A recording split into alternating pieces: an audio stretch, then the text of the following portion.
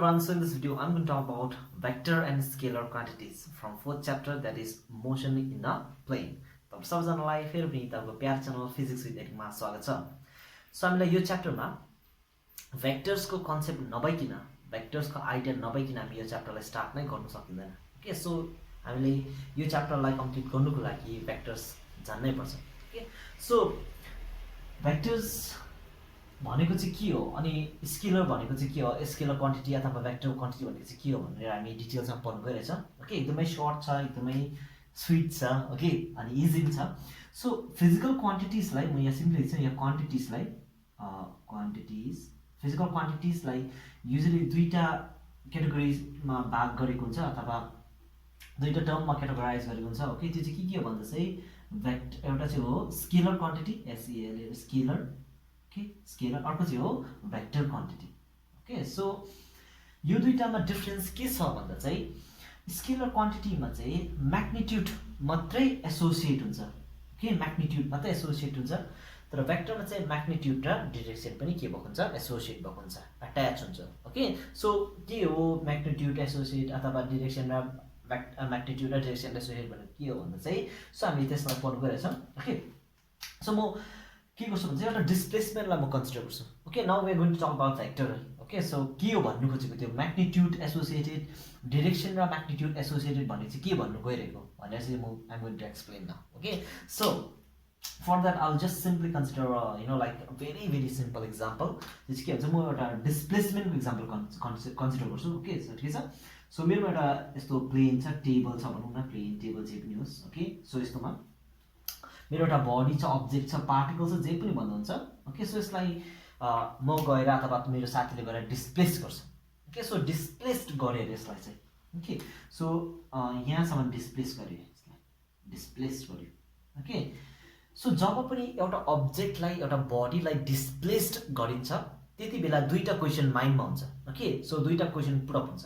त्यो चाहिँ number 1 question चाहिँ के हो भन्दा चाहिँ हाउ मच, कति चाहिँ डिस्प्लेस गर्यो त, how much. Okay, how much, suppose मैले यो डिस्प्लेस चाहिँ 5 मिटरको लागि गरेँ, 5 मिटर डिस्प्लेस गरेँ अरे, ठिकै छ। सो मेरो एउटा क्वेसन हुन्छ हाउ मच, ठिकै छ। अर्को क्वेसन हुन्छ कहाँपट्टि।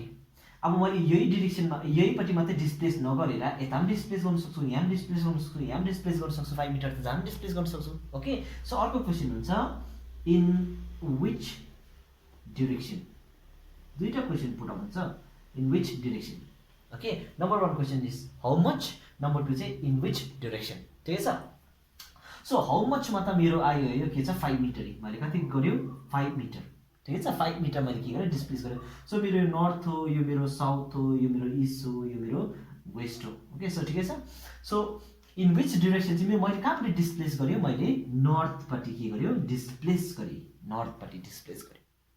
मैले भनिहाल्यो जब पनि अब्जेक्टलाई डिस्प्लेस गरिन्छ दुईटा क्वेसन पुट अप हुन्छ, त्यो चाहिँ हाउ मच, कति डिस्प्लेस गर्यो, कति ठेल्यो, कति मुभ गरायो, अनि कुन चाहिँ डिरेक्सनमा, कहाँपट्टि। ओके, सो त्यही कारण यो डिस्प्लेसमेन्ट एउटा भेक्टर क्वान्टिटी हो।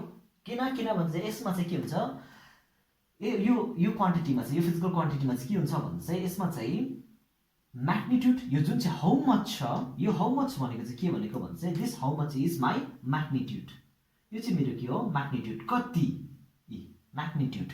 अनि इन विच डिरेक्सन भने त अफकोर्स के हो, यो चाहिँ मेरो के हो, डिरेक्सन, ठिकै छ। सो डिरेक्सन, यो हाउ मच मात्रै। ओके, सपोज यदि यसो गरेर भने नि त्यो अब्जेक्टलाई गएर डिस्प्लेस गर मात्रै भन्यो भने त इन्कम्प्लिट हुन्छ सेन्टेन्स चाहिँ। ओके, किन भन्दा चाहिँ डिस्प्लेस त जहाँ पनि गरिन्छ नि, यहाँ पनि गरिन्छ, यहाँ पनि गरिन्छ, यहाँ पनि गरिन्छ, यहाँ पनि गरिन्छ, जहाँ पनि गरिन्छ। सो डिस्प्लेस गर मात्रै भन्यो भनेदेखि चाहिँ इट विल बी इन्कम्प्लिट। डिस्प्लेसमेन्टलाई के गर्नु सकिँदैन, कम्प्लिटली हामी के गर्नु सक्दैन, स्पेसिफाई गर्नु सकिँदैन। ओके, सो डिस्प्लेसमेन्टलाई कम्प्लिटली भिजुअलाइज गर्नुको लागि, स्पेसिफाई गर्नुको लागि चाहिँ हामीलाई दुईटा कुरा भन्नै पर्छ। त्यो चाहिँ कति हो, के हो भन्दा चाहिँ कति, कहाँपट्टि, कति डिस्प्लेसमेन्ट र कहाँपट्टि डिस्प्लेसमेन्ट। सो यस्तो खाले क्वान्टिटी, यस्तो खाले फिजिकल क्वान्टिटी जसमा चाहिँ म्याग्निट्युड र डिरेक्सन इन्भल्भ भएको हुन्छ, त्यस्तो क्वान्टिटीलाई चाहिँ भन्छ भेक्टर क्वान्टिटी भन्छ, ठिकै छ। सो भेक्टरमा चाहिँ के हुँदो रहेछ, those quantity which are both magnitude and के हुँदो रहेछ डिरेक्सन। सो यस्तो खाले फिजिकल क्वान्टिटीलाई चाहिँ हामी के भन्छ, यस्तो खाले फिजिकल क्वान्टिटीलाई भन्छ भेक्टर क्वान्टिटिज अथवा, ठिकै छ। सो यदि मैले हाउ मचलाई मात्रै हेऱ्यो भनेदेखि यो म्याग्निट्युड मात्रै भएकोलाई चाहिँ हामी के भन्छ स्केलर क्वान्टिटिज भन्छ। ओके, भनेपछि दोज फिजिकल क्वान्टिटी, यस्तो खाले फिजिकल क्वान्टिटिजहरू जसकोमा चाहिँ म्याग्निट्युड मात्रै हुन्छ, विच ह्याभ म्याग्निट्युड अन्ली, यस्तो खाले फिजिकल क्वान्टिटिजलाई चाहिँ भन्छ स्केलर क्वान्टिटिज। ठिकै छ, इजी यति नै हो खासैमा चाहिँ। ओके, सो भेक्टर क्वान्टिटिज अथवा जुनै पनि भेक्टर टर्महरू छ, भेक्टर फिजिकल क्वान्टिटिज जो चाहिँ भेक्टर छ त्यसलाई कम्प्लिटली स्पेसिफाई गर्नुको लागि चाहिँ हाम्रोमा दुईटा चिज हुनुपर्छ, म्याग्निट्युड र ड्युरेसन। ओके, सो यस्तो खाले physical quantities which are both magnitude and duration, that physical quantity is a vector quantity. ठिकै छ, अनि those physical quantities which only have magnitude is called scalar quantity. For example scalar क्वान्टिटीको example हेऱ्यो भनेदेखि common example चाहिँ हो मास। ठिकै छ, मास एउटा के हो स्केलर क्वान्टिटी। मैले यसो भने अरे पर गएर चाहिँ 2 केजी आँटा लिएर आउनु भने अरे, ओके, सो मैले भने 2 केजी आँटा 2 केजी आँटा ल्याउनु भने, ओके, सो 2 केजी आँटा 2 केजी आँटा ल्याऊ। सो एकछिन बाद मैले 2 केजी आँटा लिएर आएँ, ओके, मैले 2 केजी आँटा लिएँ। ओके, सो यो चेन्ज हुन्छ हुँदैन नि, मैले जहीँ छुकैबाट साउथबाट ल्यायो कि इस्टबाट नर्थ ल्यायो, यो 2 केजी आँटा त 2 केजी आँटा नै बस्छ नि त, यसमा के चेन्जै हुँदैन।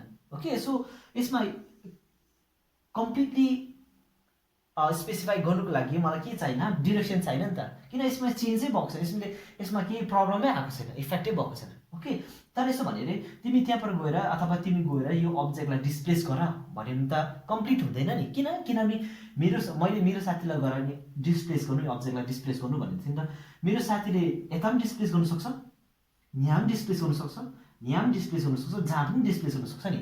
सो यहाँ कम्प्लिट भएन नि। ओके, सो डिस्प्लेसमेन्टलाई चाहिँ कम्प्लिट स्पेसिफाई गर्नुको लागि चाहिँ मेरोमा के हुनु पऱ्यो, म्याग्निट्युड र डिरेक्सन कहाँपट्टि डिस्प्लेस गर्छ दुइटै हुनु पऱ्यो। तर मासहरूमा त्यसो हुन्छ, मासहरूमा चेन्जेस हुन्छ, यहाँ चाहिँ चेन्जेस हुँदैछ तर यहाँ चेन्जै हुँदैन। ओके, सो यस्तो इक्जाम्पल एउटा चाहिँ के हो चाहिँ टाइम। ओके, यदि मैले तपाईँहरूलाई भने 3 सेकेन्डमा चाहिँ 1 to 3 सेकेन्डमा जम्प गर्नु भनेपछि मैले 1 2 3 सेकेन्ड भने सबैजना जम्प गर्छ। ओके, सो जम्प गर्दा डिरेक्सन आएन नि। ओके, त्यो 1 2 3 सेकेन्ड चाहिँ के हो मेरो स्केलर क्वान्टिटी, जसको के हुँदैन म्याग्निट्युड हुँदैन। ओके, सो जसको चाहिँ डिरेक्सन हुँदैन, जसको म्याग्निट्युड मात्रै हुन्छ। सो टाइम, मास यो सबै के हो स्केलर क्वान्टिटी हो। ओके, अनि एउटा बेस्ट इक्जाम्पल, अझै एकदमै बेस्ट इक्जाम्पल हाम्रो यसलाई म भेटाइदिन्छु। भेक्टर क्वान्टिटीको एकदमै बेस्ट इक्जाम्पल के हो भने चाहिँ फोर्स।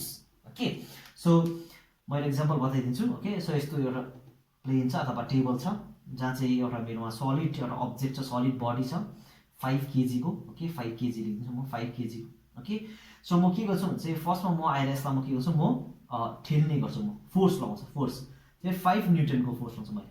ओके, सो मैले 5 न्युटनको फोर्स लगाएपछि मेरो के हुन्छ, डिस्प्लेस हुन्छ, यसरी मुभ हुन्छ। ओके, के मलाई याद छ, किन मलाई याद छ म यसलाई भेटाइदिन्छु। ओके, यसलाई just rub this one. Okay, so मलाई याद छ force equals to mass into acceleration. Okay, acceleration equals to force by mass ई। ठिकै छ, यो फर्मुला मलाई याद छ, इजी छ। ओके, सो जब मैले यो सलिड ब्लकलाई फोर्स अप्लाई गरिदिन्छु, यो सलिड ब्लक कति केजीको छ, 5 kg को छ त्यो सलिड ब्लक चाहिँ। ओके, अनि यो सलिड ब्लकमा मैले कति फोर्स अप्लाई गर्छु, 5 न्युटन अफ फोर्स अप्लाई गर्दैछु म।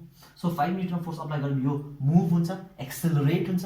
ओके, सो सपोज मेरो एक्सेलरेसन चाहिँ 2 मिटर पर सेकेन्ड स्क्वायर हुन्छ, सपोज। ओके, सपोजिङ मात्रै, ठिकै छ। सो सेकेन्ड टाइममा मेरो साथी आए, मेरो साथीले त्यही सलिड ब्लकलाई नि, यही सलिड ब्लक छ जसको 5 kg छ मास। ओके, अनि 5 न्युटन फोर्स नै अप्लाई गर्यो अरे मेरो साथीले पनि।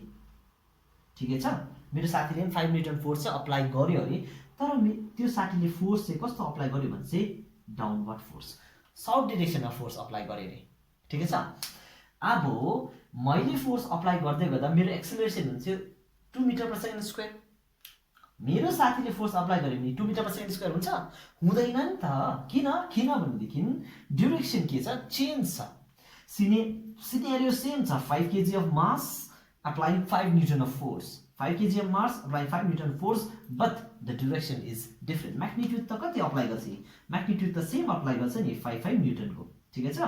तर मेरो डिरेक्सन चाहिँ के हुन्छ, मेरो डिरेक्सन डिफ्रेन्ट हुँदैछ।